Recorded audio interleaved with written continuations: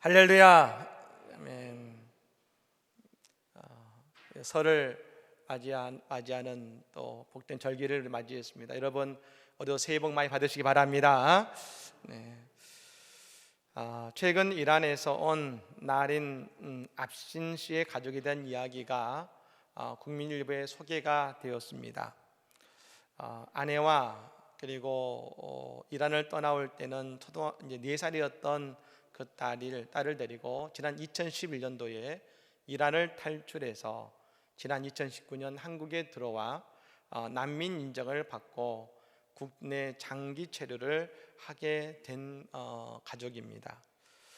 이 압신 씨는 이란에서 영화와 다큐멘터리 음향 감독을 했었고요. 그 부인 되는 분은 대형 건설사의 회계사로 근무했었다 그럽니다. 그러니까 대단히 풍족한 삶을 누리던 그 모든 것을 포기한 데는 한 가지 중요한 이유가 있었습니다. 그것은 마음껏 교회에 다니고 싶어서 그 모든 것을 포기하고 난민이 된 것입니다. 이 압신 씨는 아버지를 통해 기독교인이 되었다 그럽니다. 그러던 중에 이란에서 마음껏 신앙생활을 하기 힘들어지자 무엇보다도 그 사랑하는 딸에게 신앙의 자유를 주고 싶어서 온 가족이 이란을 탈출하게 된 것입니다. 그리고 한국까지 오게 된 것이죠. 계획했던 길은 아니지만 한국까지 오게 되었고 언어도 부족하기 때문에 참 한국의 삶이 쉽지 않다고 합니다. 하지만 이 압신 씨는 이렇게 고백을 하고 있습니다. 하나님은 길을 만드시고 인도하시는 분임을 믿습니다. 신앙 때문에 딸에게 신앙의 자유를 주고자 모든 것을 내려놓고 난민의 자리에 선다는 것이 얼마나 놀라운 결단인지 모릅니다. 오늘 우리는 마음껏 예배할 수 있음에 감사하면서 오늘 또 예배를 통해서 하나님께 참된 감사의 고백이 가득한 또 그런 시간이 되시기를 주의 이름으로 축원합니다. 엘리야는 성경에 나오는 인물 가운데 가장 멋진 성공을 이룬 사람이라고 할 수 있습니다. 또한 동시에 가장 큰 실패를 경험한 사람이기도 합니다. 엘리야를 보면 갈멜산에서 850명의 바알과 아세라의 제사장과 더불어 이 누가 참 신인지를 놓고서 대결을 벌였습니다. 그들이 만들어낸 그 제단 위에 제물 위에 하늘에서 불이 내려서 그 제물을 받는 신이 참 신이다 라는 대결을 했었습니다. 이건 대단히 영적인 대결입니다만 결국 하나님의 불이 엘리야의 제단에 임함으로 영적인 대승을 거두게 된 것입니다. 그리고 이 승리는 이스라엘의 영적인 흐름을 바꾸는 위대한 결과를 가져오기도 한 것입니다. 엘리야가 850명의 바알과 아세라의 제사장들 앞에서 결코 주눅들지 않고 영적인 승리를 이룬 것입니다. 더불어 3년간 비가 내리지 않던 그곳에서 엘리야가 하나님께 오랫동안 기도했을 때 하나님께서는 그 땅에 비를 내리게 하신 것입니다. 참 대단한 능력이지요. 여러분, 하나님의 능력이 엘리야를 통해 드러난 것 아니겠습니까? 여러분, 하나님을 위해 이런 사역을 해낸 사람들이 성경에 보면 그리 많지 않습니다. 위대한 능력, 기적을 행한 사람들의 대표적인 사람을 두 사람을 꼽으란다면 바로 모세와 엘리야일 것입니다. 그래서 여러분, 예수님께서 저 변화산에서 제자들과 함께 변화산에 가셨을 때 그 예수님 만나셨던 두 위대한 선지자가 모세와 엘리야 아니겠습니까? 그러므로 여러분, 이 모세와 엘리야를 구약의 위대한 선지자로 언급하는 이유도 여기에 있는 것일 겁니다. 하지만 동시에 가장 큰 실패를 경험한 사람이 또한 엘리야였습니다. 아합의 부인 이세벨이 자신이 데리고 왔던 바알과 아세라의 제사장들이 다 죽었다는 소식을 듣고 그 엘리야를 죽이겠다고 작정합니다. 그 소문을 듣고서 엘리야가 저 남한국 유다의 브엘세바까지 도망갑니다. 여러분, 엘리야는 저 북왕국 이스라엘에서 활동했던 선지자인데요. 그래서 여러분, 그 남한국 유다의 메인 끝을 알 수 있는 것이죠. 브엘세바까지 도망을 갔고, 그리고 거기서 또 광야길로 하루길 좀 들어가서 로뎀나무 아래에서 쉼을 얻은 것입니다. 거기서 쉼을 얻은 엘리야가 하나님의 호렙산에 나아가서 두 번째 하나님의 소명을 받긴 합니다만, 엘리야가 그 직후에 큰 실패를 경험한 사람이라고 할 수가 있는 것입니다. 그럼 왜 엘리야는 실패하게 되었을까요? 또 하나님은 어떻게 그 엘리야를 회복해 하신 것일까요? 오늘 말씀 속에서 우리가 한번 그 모습을 보고자 하는 것입니다. 엘리야가 실패를 경험하게 된 두 가지 이유가 있습니다. 먼저 3절 말씀에 이렇게 말합니다. 우리 같이 한번 읽어보겠습니다. 3절 말씀을 읽습니다. 저가 이 형편을 보고 일어나 그 생명을 위하여 도망하여 유다에 속한 브엘세바에 이르러 자기의 사환을 그곳에 머물게 하고. 아멘. 엘리야가 도망을 쳤다고 했습니다.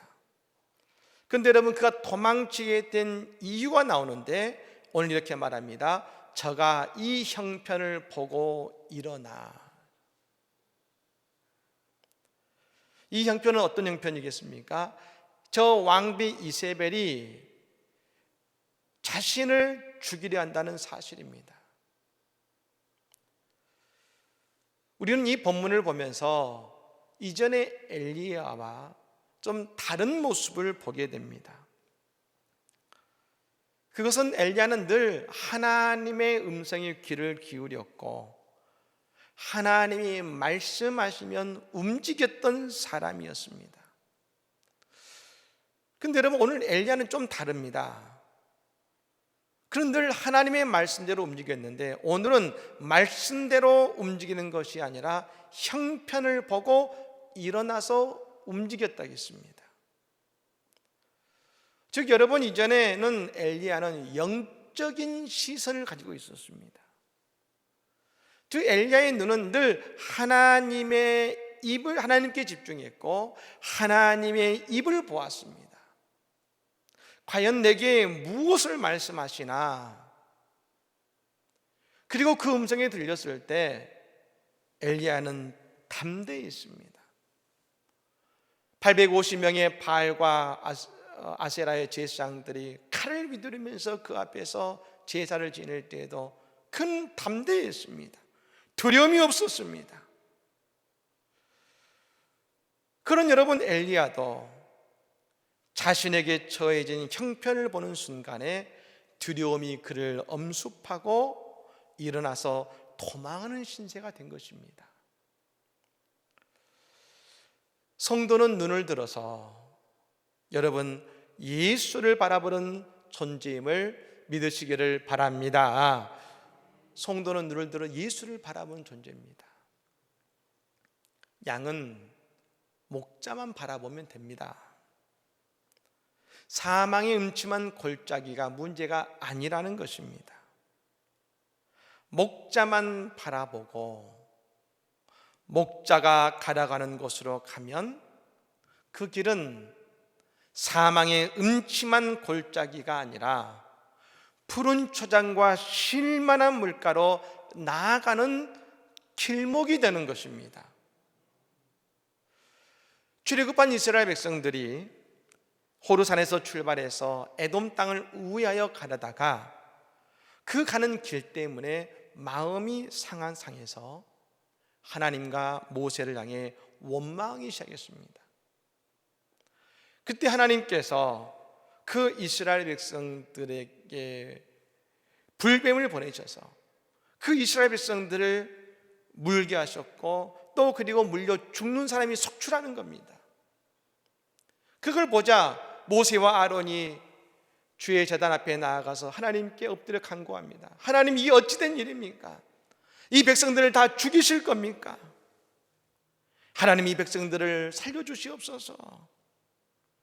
그때 하나님이 사는 길을 보여주셨습니다. 놋뱀을 만들어서 장대에 매달아라. 그 놋뱀을 보는 자는 살 것이다. 놋뱀을 바라보면 산다는 것입니다. 여러분, 지금 그 이스라엘 백성들의 발 아래는 뱀들이 우글거리고 있습니다. 도처에 뱀들이고 뱀이 물기도 합니다. 근데 하나님 말씀하십니다. 발 앞에 있는 뱀을 보는 것이 아니라 눈을 들어 놋뱀을 봐야 산다.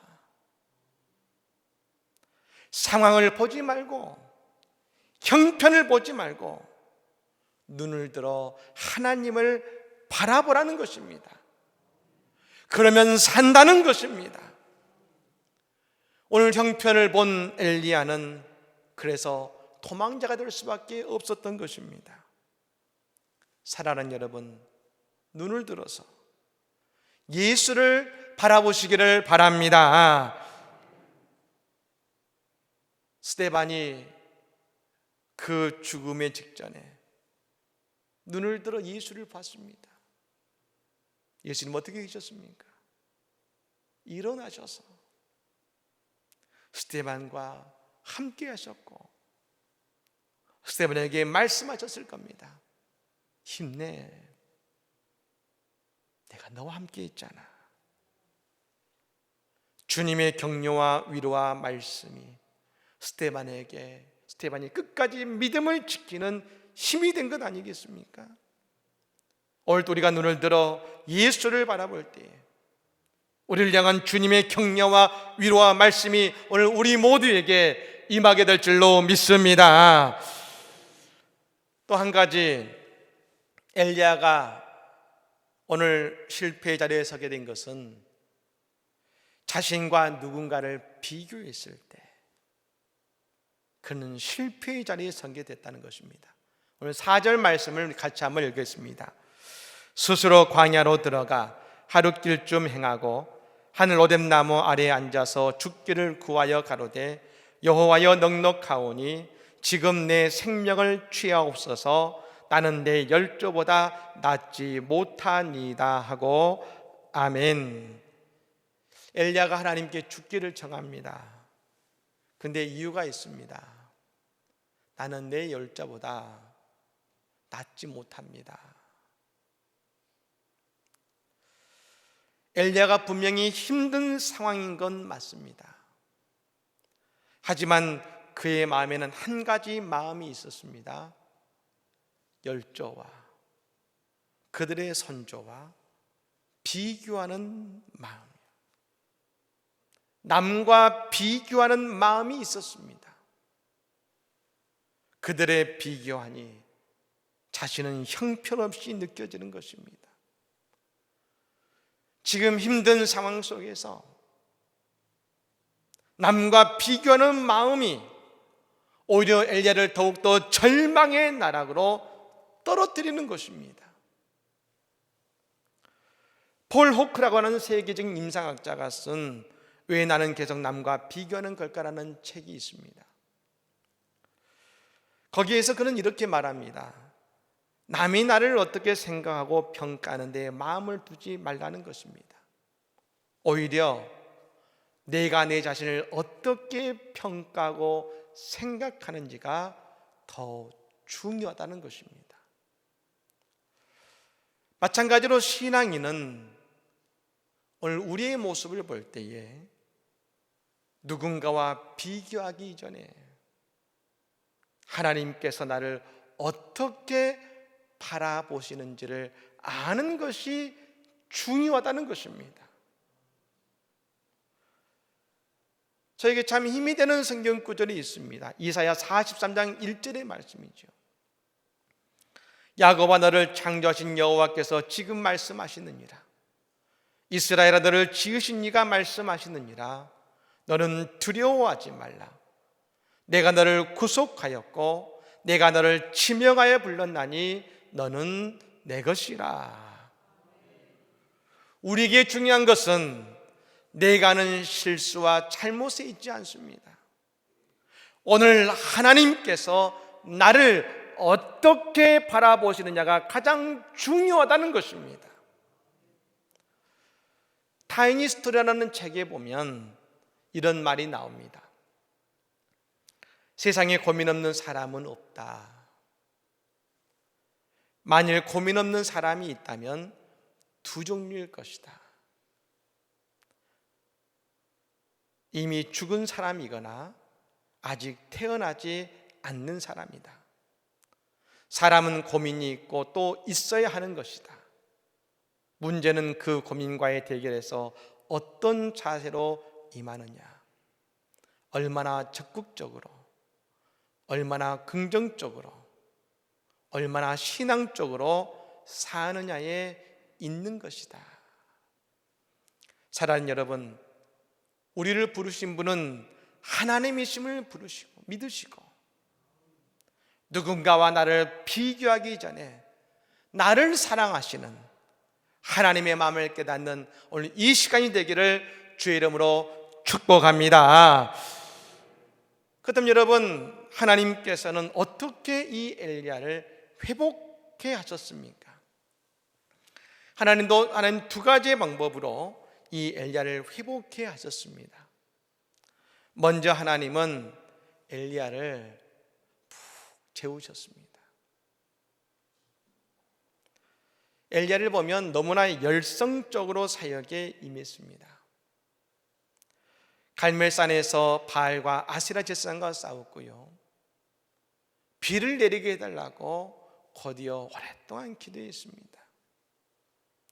또 비가 내리자 아합이 마차를 타고 오고 있는데 하나님의 능력이 그에게 임해서 아합보다 먼저 이스라엘에 도착하기까지 엘리야는 쉬지 않고 주님의 사역을 감당했습니다.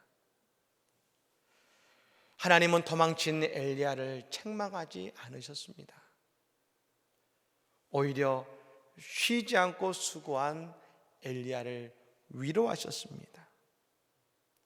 엘리야를 푹 재우십니다. 깊은 잠에 들게 하신 것입니다. 정신분석학적으로 보면 사람이 정신적으로 문제가 생겼을 때 가장 대표적으로 드러나는 현상이 뭐냐면 잠을 자지 않는 것이라 그럽니다. 그래서 여러분, 그들을 치유할 때 가장 먼저 하는 것이 어떻게든 그 사람을 재우는 것입니다. 그리고 잠을 잘 자고 일어나면 많은 부분이 회복되는 것을 보게 되는 것이죠. 근데 여러분, 현대 사회를 보면 우리들은 늘 잠이 부족합니다. 잠을 잘 자지 않습니다. 여러분, 이미 이 모습은 열심 이전에 우리는 스스로 정신적 장애로 나아가는 모습과 같은 것 아닌지 모르겠습니다. 여러분, 잠은 낭비가 아닙니다. 더욱 크게 채우기 위한 우리의 마음의 공간을 만드는 것입니다. 이제 이번 주부터 우리가 감난산 특별 새벽기도를 우리가 이제 진행하겠습니다만, 그동안 새벽기도를 못 하셨던 분들께서도 이제 나도 새벽에 나와서 정말 이 사순절 동안에 기도해 봐야겠다 마음을 먹으시고 나오십니다. 근데 여러분, 우리가 새벽을 깨우는 것은 언제 일어나의 문제가 아닙니다. 언제 잠을 자느냐의 문제인 것입니다. 늘 똑같은 시간에 잠을 잤는데 아침에 일찍 일어나면 온종일 피곤하고 며칠 하면 힘들어서 못한 것 아니겠습니까? 그러니까 우리가 새벽을 깨우는 것은 영적 싸움인데, 언제 일어나 영적 싸움이 아니라 언제 잠을 자느냐의 영적 싸움인 것입니다. 여러분, 이번 사순절 새벽에 깨어 기도함을 통하여 하나님의 위로함과 축복을 경험하기를 간절히 축복합니다. 여러분, 이거 영적으로 볼 때 그렇습니다만 잠이 쉼이라면 영적인 쉼은 뭐겠습니까? 우리의 안식이라고 말할 수 있는 것입니다. 세상은 쉼을 리크레이션, 즉 새로운 창조하기 위한 새로운 전환이라고 하지만 안식은 우리 안에 하나님을 묵상하고 성령을 우리를 가득 채우는 것입니다. 하나님께서 엘리야를 호렙산에 데려가십니다. 엘리야는 도망쳤는데 하나님은 그 길이 호렙산으로 인도하시는 길이 되게 하셨지 않습니까? 그런데 그 호렙산에서 엘리야가 잃어버렸던 하나님의 음성이 들리기 시작합니다. 세미한 소리로 엘리야에게 말씀하시며 그의 인생을 채우시는 하나님의 말씀. 세상은 비우라고 합니다. 하지만 안식은 비우는 것이 아닙니다. 은혜와 말씀을 우리 영에 다시금 채우는 것입니다. 여러분, 오늘 이 예배의 자리는 우리의 영적인 안식의 자리인 줄로 믿으시기를 바랍니다. 이 시간 우리는 그러므로 은혜와 말씀으로 우리를 채워야 되는 것입니다. 여러분, 그때에 우리에게 참된 안식이 있게 됨을 믿으시기를 바랍니다. 또 한 가지는 뭡니까? 하나님은 천사를 통해서 엘리야에게 숯불에 구운 떡과 물 한 병을 주셔서 먹고 마시게 하신 것입니다. 저는 참 이 구절이 참 은혜가 되는 것이 말입니다. 그냥 던져진 떡이 아니라 숯불에 따뜻하게 구운 떡이죠. 얼마나 맛있었겠습니까? 먹고 마시는 것이 당연한 것 같지만 하나님은 친히 엘리야를 먹게 하셨고 마시게 하신 것입니다. 예수님께서 이 땅에 오셔서 많은 기적과 사역을 행하셨습니다. 사실 많은 위대한 선지자들이 행했던 많은 똑같은 예수님 같은 기적들이 있었습니다. 그런데 여러분, 예수님만이 행하신 다른 선지자와 구별되는 한 가지의 사역이 있다면 그것은 음식을 주시고 먹게 하신 것입니다. 저 오병이어를 통해서 5천 명을 먹이시고 12관계가 남게 하신 예수님, 최후의 만찬을 통하여 떡과 잔을 들어서 주님의 살과 피를 먹고 마시게 하신 예수님, 부활하신 이후에 디베레 호숫가에서 밤새 고기 잡지 못했던 제자들에게 고기 잡게 하시고 153의 축복을 주시고 그 물고기를 가져다가 손수 준비하신 떡과 물고기로 아침을 준비하고 먹게 하신 예수님, 지난 밤 지친 그들의 육신을 음식으로 회복케 하신 것입니다. 그렇게 제자들에게 먹이신 이후에 예수님 베드로에게 물으시죠. 네가 나를 사랑하느냐? 내 양을 먹이라. 주님은 늘 우리에게 충분하게 먹게 하십니다. 이런 영적으로도 마찬가지입니다. 우리가 사역을 하며 왜 지치고 힘들고 어렵습니까? 우리가 영적인 양식을 먹지 않아서입니다. 교회에서는 아주 작은 사역 한 가지라도 우리가 영적인 양식을 채우지 않고 은혜 받지 못하면 우리가 그걸 온전히 감당할 수 없는 것입니다. 배고픈 사람은 어떤 일을 하든지 그 마음에 기쁨이 있을 수 없습니다.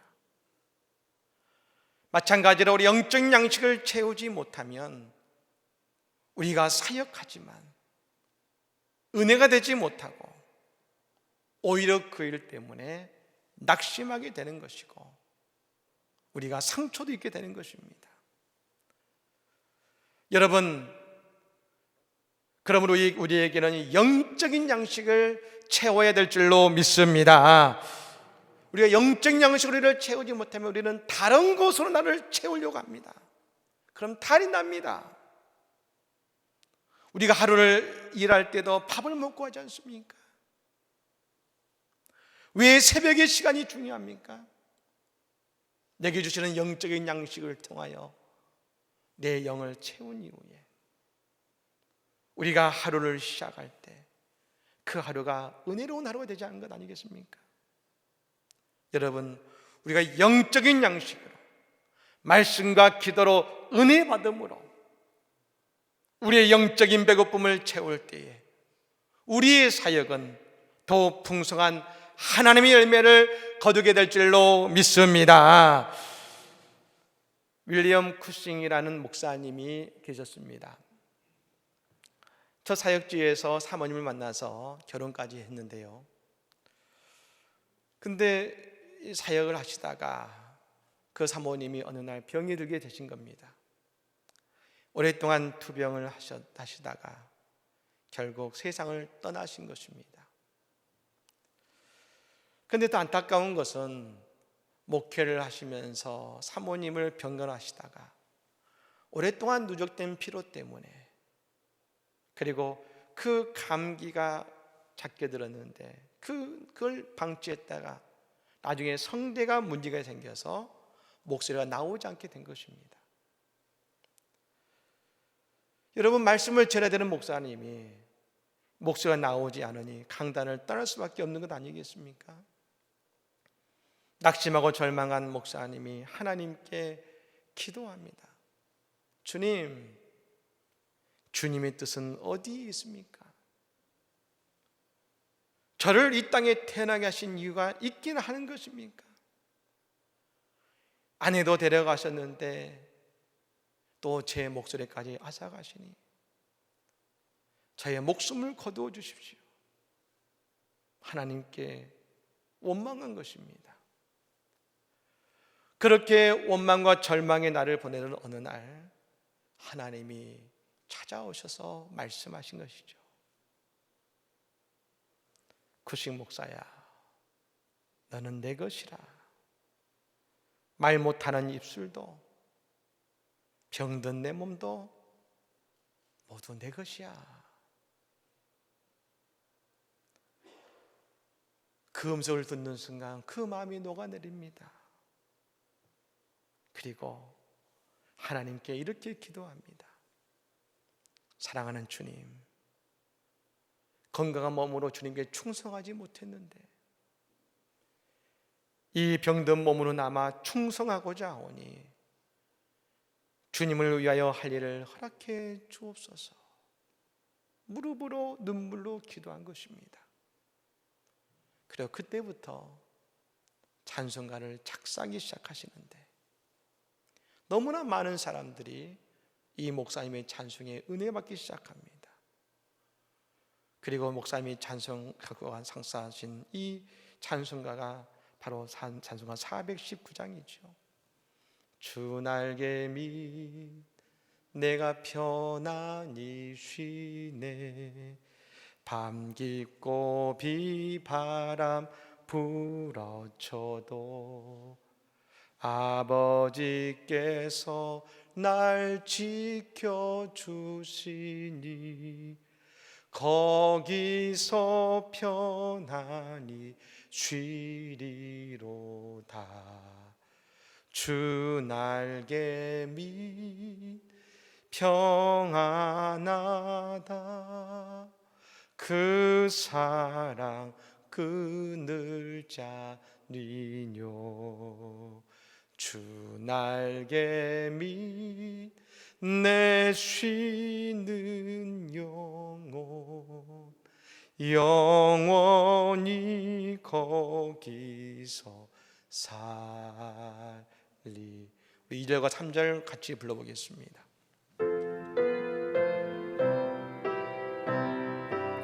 주 날개 및 나의 피난처 되니 주 날개 및 나의 피난처 거기서 쉬기를 원하노라. 세상이 나를 위롭지 못하나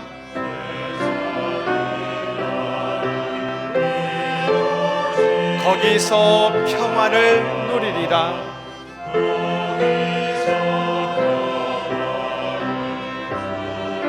주 날개 및 평안하다.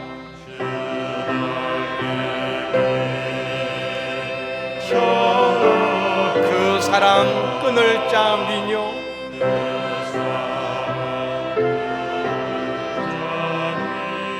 주 날개 및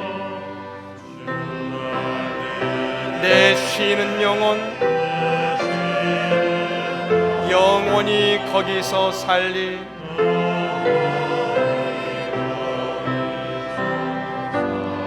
주 날개 및 주나 참된 기쁨이 있네. 고달픈 세상길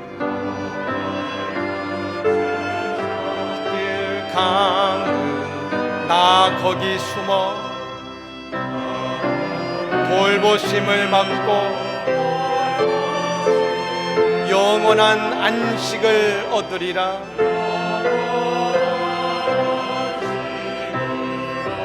주 날개 및 평안하다.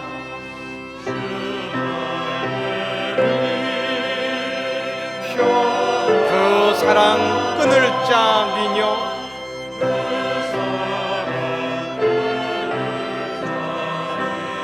주 날개 및 내 쉬는 영혼 영원히 거기서 살리.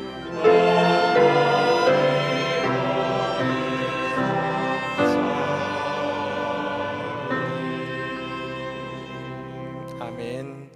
사랑하는 여러분, 우리에게 영적인 양식과 안식과 양식으로 우리를 채우시는 하나님, 그 하나님을 통해 남과 나를 비교하지 마시고 내 형편을 보는 것이 아니라 눈을 들어 하나님을 바라보고 예수를 바라보며 주님을 향해 나아갈 때에 오늘 우리의 삶을 하나님의 호렙산으로 말씀과 은혜로 우리의 삶을 채우시는 충만한 은혜를 우리가 누리게 될 줄로 믿습니다. 오늘 이 놀라운 역사가 우리 모두에게 함께하기를 예수님으로 간절히 축복합니다. 아멘. 우리 시간 함께 기도하기 원합니다.